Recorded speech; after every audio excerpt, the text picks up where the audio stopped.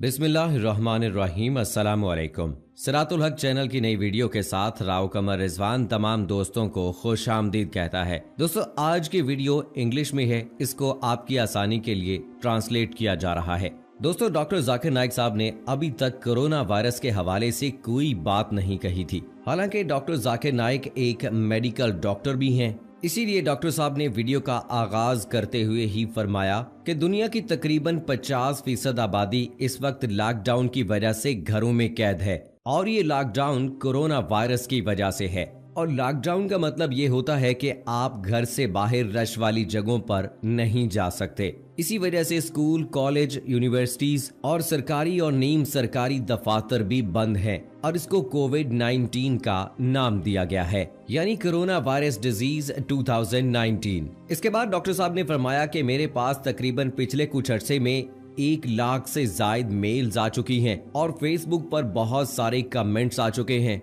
कि हर आदमी corona virus के बारे में बात कर रहा है और डॉक्टर जाकिर नाइक साहब इस हवाले से कोई बात क्यों नहीं कर रहे। मैं इसकी वजह बताता हूँ कि मैं अब तक क्यों खामोश था। नंबर 1, ये दुनिया एक ग्लोबल विलेज की तरह हो चुकी है और ये सब कुछ सोशल मीडिया की वजह से है और खबरों का तकरीबन 90% हिस्सा जो है वो मनगढ़ंत और फेक होता है। जैसे 2018 में चाइना से एक वीडियो वायरल होती है कि एक आदमी एक बोतल दिखा रहा है कि इसको इस तरह से इस्तेमाल करो तो कोरोना वायरस बिल्कुल ठीक हो जाएगा।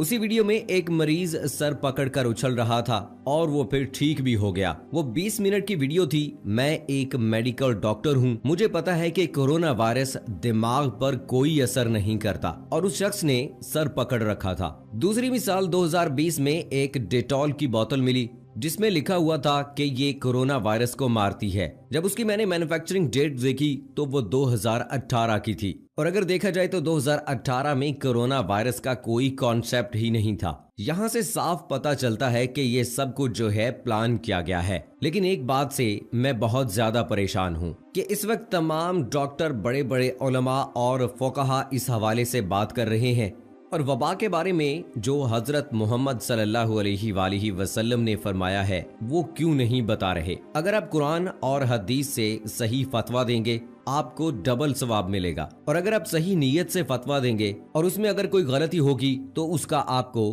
कम सवाब मिलेगा। लेकिन आप ये क्या कह रहे हैं कि 3 फीट के फासले से नमाज अदा करें।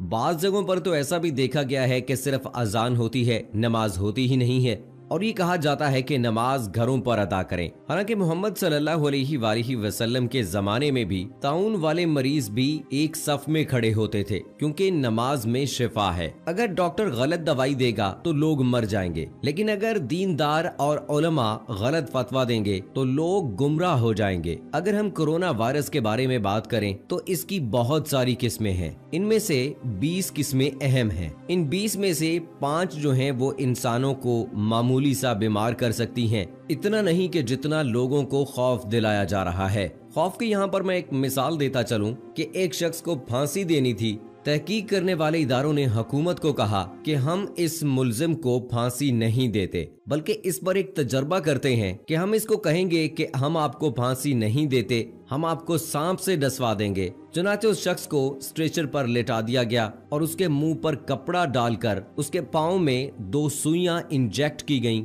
और उसको बताया ये कि हमने आपको सांप से डसवा दिया है और वो कुछ ही देर में खौफ से मर गया। तो कोरोना वायरस से भी इसी तरह से खौफ फैलाया जा रहा है। इसके बाद डॉक्टर जाकिर नाइक साहब ने फरमाया, अगर आप इस हवाले से मजीद स्टडी करेंगे कि कोरोना वायरस सबसे पहले दुनिया में 1930 में जानवरों में जाहिर हुआ था और सबसे पहले ये मुर्गी में पैदा हुआ था और 1940 में ये चूहों में पैदा हुआ था और अगर इंसानों की बात की जाए तो 1960 यानी 1960 में ये इंसानों में जाहिर हुआ और इसे इंसानी कोरोना वायरस कहा जाता है। और इंसानी कोरोना वायरस के बारे में अखबारात में प्रिंट होकर 1968 में जाहिर हुआ और सार्स कोरोना वायरस जो है ये 2003 में चाइना से शुरू हुआ और ये खबर सबसे पहले WHO इदारे ने दी थी। दूसरा कोरोना वायरस जो इंसान में पाया जाता है वो मर्स है। ये कोरोना वायरस की नस्ल है और ये 2012 में दरियाफ्त हुई थी और पूरी दुनिया में इससे 2,04,014 लोग मुतासिर हुए थे और 858 लोग जो हैं वो जान की बाजी हार गए थे और ये दुनिया के 24 ममालिक में फैला था। और 2019 तक 2090 केसेस जो हैं वो सामने आए और सिर्फ 815 लोग इससे मरे हैं और ये डेथ रेट बनता है 34.4%। और सार्स वायरस ने 8,98,000 लोगों को पूरी दुनिया से घेरा था और 774 लोगों को मार डाला था और ये डेथ रेट बनता है सिर्फ 10%। और अभी कुछ अर्सा पहले एक कोरोना वायरस दरियाफ्त हुआ जो इंसानों के लिए बहुत खतरनाक है और इसका नाम रखा गया कोविड-19 यानी कोरोना वायरस डिजीज 2019। और आज मैं कोरोना वायरस के हवाले से सही मालूमात आपको देता हूँ। आप किसी भी डॉक्टर या जर्नलिस्ट से इस हवाले से डिस्कस कर सकते हैं और उनसे आपको इसी तरह की मालूमात मिलेंगी कि कोरोना वायरस के हवाले से अभी किसी को भी सही मालूमात हासिल नहीं हो सकी हैं कि वो इसकी कोई दवाई तैयार कर सके, कोई मेडिसिन इसकी तैयार कर सके। किसी को कुछ पता नहीं है कि ये क्या मर्ज है, सब लोग ऐसे ही छोड़ रहे हैं। अब हम कुरान पाक को देखें, सूरह हजरात सूरह नंबर 49 आयत नंबर 6 में अल्लाह ताला फरमाता है कि ऐ ईमान वालो, अगर तुम्हारे पास कोई फासिक आदमी खबर लेकर आता है, पहले तहकीक कर लो, कहीं ऐसा न हो कि आप नादानी में पड़ जाओ और बाद में पछताते रहो। तो जब डॉक्टर इस वायरस की बेस को ही नहीं जानते तो इसके बारे में क्यों बात कर रहे हैं? अब तक मेरे खामोश रहने की एक वजह ये भी थी। अगर WOC के इदारे की बात को देखा जाए तो 24 अप्रैल 2020 तक तो इनकी खबर ये थी पूरी दुनिया में 2,30,00,000 लोग कोरोना वायरस से मुतासिर हुए हैं और 1,82,000 लोग इस वायरस की वजह से मर चुके हैं और ये इदारा हर मिनट की अपडेट दे रहा है और ये डेथ रेट बनता है 6.69। जब हमने इस बात का यकीन कर लिया कि कोरोना वायरस एक वबा है तो हमने हदीस मुबारका को देखा कि हजरत मोहम्मद सल्लल्लाहु अलैहि वसल्लम ने इस हवाले से क्या फरमाया है, यानी वबा के बारे में। तो लिहाजा हजरत मोहम्मद सल्लल्लाहु अलैहि वसल्लम ने सही बुखारी में जिल्द नंबर 7 हदीस नंबर 5728 में मोहम्मद सल्लल्लाहु अलैहि वसल्लम ने फरमाया कि जब किसी जगह के बारे में सुनो कि वहाँ ताउन की वबा फैल गई है तो वहाँ मत जाओ, और जब किसी जगह पर वबा फूट पड़े और तुम वहीं मौजूद हो तो वहाँ से मत निकलो। और यही बात सही बुखारी में हदीस नंबर 5729 में भी है। मोहम्मद सल्लल्लाहु अलैहि वसल्लम के विसाल के बाद हजरत उमर रजी अल्लाह तआला अन्हो सहाबा को लेकर शाम की तरफ रवाना थे और रास्ते में खबर मिली कि शाम में ताउन की वबा फैल चुकी है। आप रजी अल्लाह तआला अन्हो ने महाजरीन और इंसार से मशवरा किया और फतह मक्का के मौका पर जो बड़े सहाबा कराम रिजवानुल्लाहुम अजमाइन मौजूद थे उनसे भी मशवरा किया।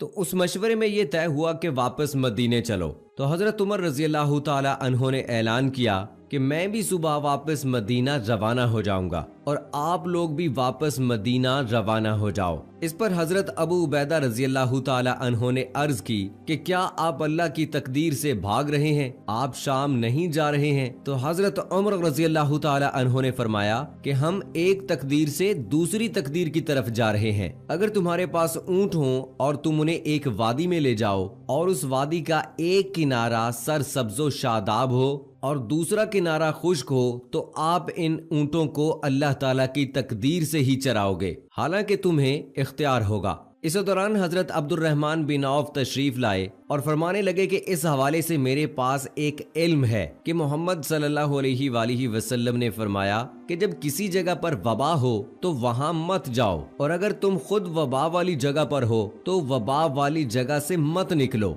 इसी तरह रसूल पाक सल्लल्लाहु अलैहि वसल्लम ने हदीस नंबर 5707 में फरमाया कि जज़ाम और कोढ़ की बीमारी से ऐसे भागो जैसे तुम शेर से भागते हो, यानी कोढ़ की बीमारी भी एक वबा है। रसूल पाक सल्लल्लाहु अलैहि वसल्लम ने वबा से बचने के लिए ये बात फरमाई थी। आज जो वबा से बचने का तरीका मेडिकल बता रहा है वो तरीका आज से 1400 साल पहले मोहम्मद सल्लल्लाहु अलैहि वसल्लम ने बता दिया था। इन अहादीस मुबारका से ये बात हमें समझ आती है कि अगर कोई शख्स वबा की वजह से मर जाता है, उसका शिकार होकर मर जाता है, तो उसे शहीद ही कहा जाएगा और उसे शहादत का ही सवाब मिलेगा। लिहाजा एहतियाती तदाबीर से काम लीजिए, घरों में रहिए। होना तो ये चाहिए था कि हर मुल्क ही कर्फ्यू लगाता ताकि लोगों में ये वबा ना फैल सके ज्यादा और ज्यादा लोग ना मरे। मास्क लगाया करें और डेटोल से हाथ धोया करें। जब तक इस वबा की, इस बीमारी की कोई वैक्सीन नहीं तैयार हो जाती तब तक जरूर दुआ भी करें और रमजानुल मुबारक में इफ्तारी के वक्त जरूर दुआ करें, क्योंकि इफ्तार के वक्त की दुआ अल्लाह ताला कभी रद्द नहीं करता है। और साथ में ये दुआ भी करें कि इस वबा की वजह से जो लॉकडाउन किया गया है और बहुत सारे लोग बेरोजगार हैं, तो दुआ कीजिए कि उन्हें भी कोई रोजगार मिल जाए। वैसे लोग आज मानने के लिए तैयार नहीं हैं, लेकिन ये हकीकत है। हमें इस वबा से बचाव के लिए एहतियाती तदाबीर पर भरपूर तरीके से अमल करना है, क्योंकि फिलहाल इसका कोई इलाज, कोई वैक्सीन नहीं है।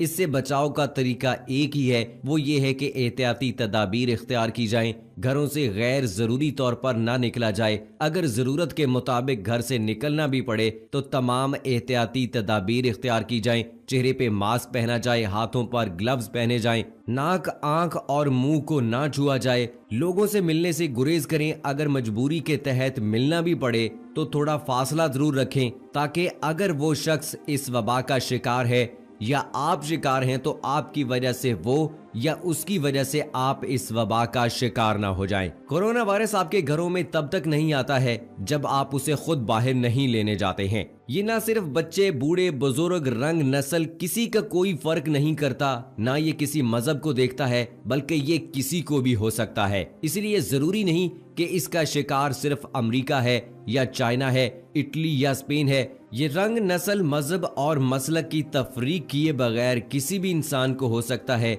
इससे बचाव के लिए जरूरी है कि आप अपना ज्यादा वक्त घर पर गुजारें और तमाम एहतियाती तदाबीर इख्तियार करें, और रियासत की तरफ से जो आपको अहकामात जारी किए जाते हैं उन पर जरूर अमल करें, ताकि आप बुरे वक्त और परेशानी से बच सकें। इस मर्ज का शिकार ज्यादातर बुजुर्ग लोग भी होते हैं। उसकी वजह यह है कि चूंकि बुजुर्गों के अंदर कुव्वत मुदाफियत कम हो जाता है, इसलिए ये वबा जब उन पर इफेक्ट करती है, उन पर असरअंदाज होती है, तो उनका जिस्म इसके खिलाफ लड़ नहीं सकता है और वो इससे हार जाते हैं। लेकिन जहां तक बात की जाए नौजवानों के हवाले से, तो नौजवान अगर चाहें तो इसका मुकाबला कर सकते हैं, लेकिन अगर बद एहतियाती जारी रही तो ये नौजवानों की भी जान ले सकती है। सो दोस्तों, उम्मीद करते हैं कि आज की वीडियो आपको पसंद आई होगी। इस वीडियो को लाइक कीजिए, शेयर कीजिए अपने दोस्तों के साथ, कमेंट बॉक्स में अपनी राय का इजहार जरूर कीजिए और ये भी बताइएगा कि कहीं कोई आपका ऐसा करीबी दोस्त या अहबाब या रिश्तेदार इस वबा का शिकार तो नहीं हुआ। अगर हुआ है तो उसकी कैसी सिचुएशन है, क्या कंडीशन है। ऐसे लोग जो इसको बहुत ज्यादा इजी ले रहे हैं, उनकी तंबीह के लिए कमेंट बॉक्स में अपनी राय का इजहार जरूर कीजिएगा। इसी के साथ मुझे अगली वीडियो तक इजाजत।